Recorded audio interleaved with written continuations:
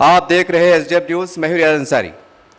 आज हम औरंगाबाद की आन बान शान कहलाए जाने वाले अफसर खान के कार्यालय पे आए हैं और जैसा कि सब जनता जानती है कि आज औरंगाबाद में संभाजी नगर औरंगाबाद को लेकर जिस तरह का घटिया राजकारण चल रहा है, इसी बात को जानने के लिए अफसर में मेरा पहला सवाल ये है कि आपको क्या लगता है कि ये एक वोट बैंक की राजनीति चल रही है या कुछ और है? देखिए, सबसे पहले तो मैं आप लोगों को ये बता दूं कि वोट बैंक की राजनीति पिछले 25-30 साल से चल रही है। जब मैं 95 में चुनकर आया था, ये इशू 96 में कारपोरेशन में उछला था। कारपोरेशन में हमारे राष्ट्रवादी के मुश्ताक भाई, हम सब लोग कारपोरेशन के अंदर हमने इसको जब भी विरोध किया था और एक नारा लगाया था हमने कारपोरेशन के अंदर कि जब तक के सूरज चांद रहेगा औरंगाबाद तेरा नाम रहेगा। उसके बाद में कोर्ट में मैटर गया, हाई कोर्ट में गया। उसके बाद में शरद पवार जी से मुश्ताक भाई हम सब लोग मिले, उसमें शरद पवार जी ने भी मदद की और सुप्रीम कोर्ट में स्टे मिला हुआ है। और ये लोग जब भी इलेक्शन आते हैं कारपोरेशन के तो संभाजी नगर औरंगाबाद का इशू मिली भगत से ये लेते हैं और इशू ऐसा बताते हैं कि शिवसेना बोलती है कि हमारा इशू है और बीजेपी बोलती है कि हमारा इशू है। ये दोनों पार्टियों में आज फूट होने की वजह से ये मुद्दा गरमा रहा है और गरमाने की वजह से हर पार्टी इसको मतलब अपना वोट बैंक करने की कोशिश कर रही है। विकास की तरफ ध्यान नहीं जा रहा है। विकास औरंगाबाद शहर का ठप पड़ा हुआ है। जैसे आपने देखा होगा अनेक जगहों पे कचरे के ढेर पड़े हुए हैं, ड्रेनेज बह रहा है, रोडों की समस्या है। सबसे अहम बात मैं आपको बता दूं कि शहर औरंगाबाद में सबसे बड़ा मसला पानी का है। हमने हर बार पानी के बारे में आवाज उठाई, पानी के बारे में हमने बोला, लेकिन महाराष्ट्र गवर्नमेंट ने 1680 कोटी दिया। वो काम शुरू हो चुका है। वो काम शुरू होने के बाद में उसको साल, 1.5 साल, 2 साल जाएगा, लेकिन पानी की समस्या छूट जाएगी। लेकिन इन मुद्दों में संभाजी नगर और औरंगाबाद करके इन मुद्दों में भटकाने वाला, पब्लिक को गुमराह करने वाला काम सेना और बीजेपी करती है और अनेक पार्टियां कर रही है, ऐसा मैं समझता हूं। सर, हमने औरंगाबाद का सर्वे किया और खासकर ग्रीन बेल्ट का सर्वे किया। यहाँ के आवाम इस बात के चर्चे हैं कि हमारे वार्डों का विकास को छोड़कर ये संभाजी नगर की राजनीति पे उछल कूद करना, जैसा कि हमने देखा है कि कई बसों पे कल शरारती लोगों ने संभाजी नगर का स्टिकर चिपकाया था, तो ऐसा लग रहा था पूरे लीडरान उसके पीछे भाग रहे थे। तो आवाम में इस बात के चर्चे हैं कि वो लीडर हमारे वार्डों में भाग के क्यों नहीं आते, क्यों हमारे विकास क्यों नहीं होता? इसके ऊपर आप क्या बोलना चाहेंगे? देखिए, सबसे पहले तो मैं ये कहूंगा कि वो स्टिकर नहीं है, उन्होंने बोर्ड बनाकर अच्छे ढंग से उन्होंने हर बसेस पे संभाजी नगर लगाया। अब वो संभाजी नगर उसके ऊपर लगाया और बसेस ने कैसे लगाने दिया, ये जानने की बड़ी बात है। और दूसरी बात, जैसा कि आपने कहा कि ग्रीन बेल्ट में ये लोग जो संभाजी नगर कहते हैं और औरंगाबाद करते हैं, तो मैं समझता हूं कि जी ग्रीन बेल्ट की आप बात कर रहे हैं तो वहां पर अनेक कारपोरेटर चुन के आए और हर कारपोरेटर की जिम्मेदारी होती है, हर कारपोरेटर का अपना कर्तव्य होता है कि जो समाज के लोग उनको चुनकर देते हैं, अपने समाज के लिए पहले काम करें दौड़ के और समाज के बाद में अपने वार्ड का काम करें, अपने वार्ड के बाद में शहर की तरफ ध्यान दें। लेकिन जिस तरह से लोगों ने बड़ी संख्या में लोग चुन के दिया था, लोग खरे नहीं उतरे उस काम के ऊपर और हर एक का अपना कर्तव्य है। आप जाकर देखो वार्ड नंबर 18 जयसिंहपुरा में आपको एक भी गली में ना कचरा मिलेगा, न ड्रेनेज की समस्या मिलेगी, न रोड की समस्या मिलेगी, न पानी की समस्या मिलेगी।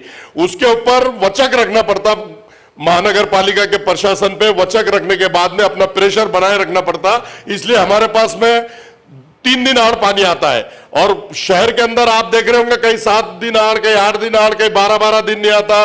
तो यह जिम्मेदारी नगर सेवक की भी होती है और जो नगर सेवक काम नहीं कर रहा उसको अपनी जगह बताने का काम हर वार्ड की जनता करेंगे, ऐसा मैं कहता हूं। सर, जब हमने कई मुस्लिम भाग का दौरा किया तो कई लोगों को कहना था कि एक अफसर भाई एक ऐसी शख्सियत है कि वो शेर के मुंह में हाथ डाल के कैसा निवाला छीना जाता है, उनके अंदर एक गट्स है। तो हमने कई ग्रीन बेल्ट का दौरा किया, कई वार्ड के लोगों की जनता कहना था कि आपकी बार हम अफसर भाई को लड़ेंगे। मैं वो वार्ड का नाम लेना नहीं चाहूंगा कि अगर ऐसा प्रस्ताव आता है कि आप अफसर भाई हमारे वार्ड से लड़ो तो आप क्या करोगे? देखिए, इससे पहले भी मैंने 3 बार बाहर से इलेक्शन लड़ा हूं, जैसे कि 2 बार किराड़पुरा से, 1 बार भीमनगर से, 1 बार भौसिंगपुरा से। अनेक लोगों ने मुझे चुन के दिया और मैं उस पर खरा उतरा हूं। जिन लोगों ने मुझे भारी अक्सरियत से चुन के दिया, मैंने हर वार्ड के अंदर चकाचक काम किया, चाहे ड्रेनेज हो, रोड हो, लाइट हो, रिटेनिंग वॉल हो। और जैसे भीमनगर से मैं चुनकर आया तो शमशान भूमि का उनका प्रॉब्लम था, वो मैंने सॉल्व करके दिया। और जैसे मैं पहले विरोधी पक्ष नेता बना था तो आपने देखा होगा कि शहर औरंगाबाद के अंदर कब्रिस्तानों को कारपोरेशन काम नहीं करती थी, सुविधाएं नहीं देती थी, लेकिन मैंने सभागृह के अंदर आवाज उठाई, आवाज उठाने के बाद में पूरी सभागृह गरजाई।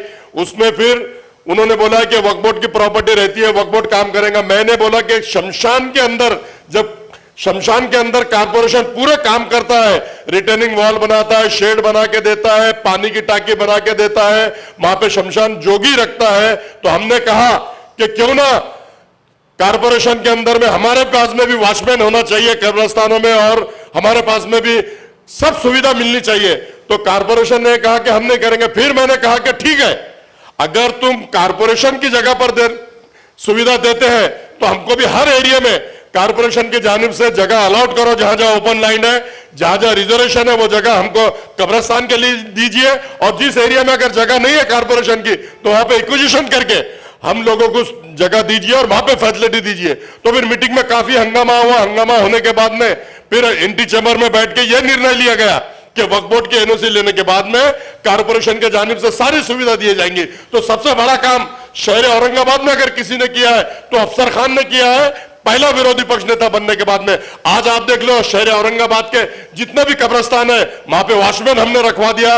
वॉचमैन काम कर रहे हैं, साफ सफाई हो रही है। कुत्ते बिल्लियां, जो बकरियां गाया भैंसा घुसते थे, आज वो नहीं घुस रहे हैं। और रिटर्निंग वॉल भी हर जगह काम हुआ है, अंदर रोड बनने का काम हुआ है, लाइट लगने का काम हुआ है, पानी की टाकी बनने का काम हुआ है। इतने बड़े बड़े काम हमने किया है। और कुछ लोग जो कमेटी वाले होते हैं वो अड़थड़ा डालने का काम करते हैं, क्योंकि उनका मफाद होता है वहां पे। हमने तो बेलौस काम किया। आपने देखा होगा ईदगाह कब्रिस्तान को भी 55 लाख रुपए हमने लगाया। रिटर्निंग वॉल, अंदर रोड बनाया, बड़े बड़े लाइट डाले, 3 सेट डाला, 4 सेट डाला। और आज हम मकबरे के पास की भी कब्रिस्तान का काम हम कर रहे हैं, लेकिन वहां भी कमेटी अड़थड़ा डाल रही है। वक्फ बोर्ड की प्रॉपर्टी को बोल रही है कि आर्कोलॉजी की प्रॉपर्टी है। हमने वहां भी 40 लाख रुपए मंजूर कराया।